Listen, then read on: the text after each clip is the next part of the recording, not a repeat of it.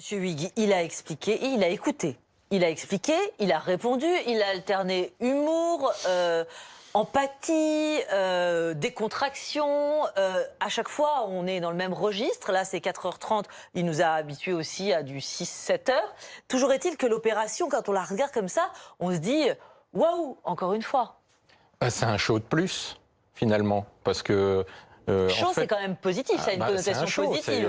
Voilà, on a un artiste qui fait une prestation devant un public et qui réussit ses opérations de communication parce que c'est une mise en scène à laquelle on assiste là, où on a des jeunes apparemment qui ont été quand même triés sur le volet. Il n'y a pas beaucoup de jeunes, il y a pas beaucoup de jeunes de banlieue. Ce sont des jeunes qui sont finalement très bien élevés, qui posent des questions. 1000 jeunes, vous pensez, qui ont été triés sur le volet Il y avait des jeunes de l'école de la deuxième chance, on n'est pas dans un public de banlieue en tout cas.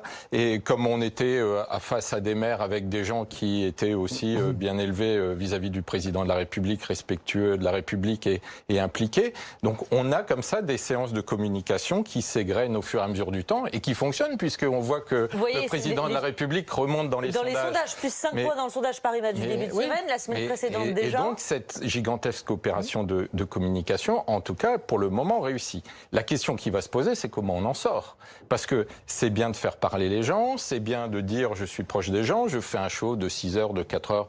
Bon, les profanes s'étonnent de pouvoir tenir aussi longtemps, mais c'est ce que font les ministres dans l'hémicycle régulièrement et de nuit en plus pour répondre à des questions d'un certain nombre de parlementaires pour défendre un texte. Donc dans le monde politique, on a plus l'habitude peut-être qu'en dehors. Et donc il fait cette opération de communication, mais le problème auquel on est confronté dans le cadre de ce grand débat, c'est que personne connaît la règle du jeu et la fin de l'histoire.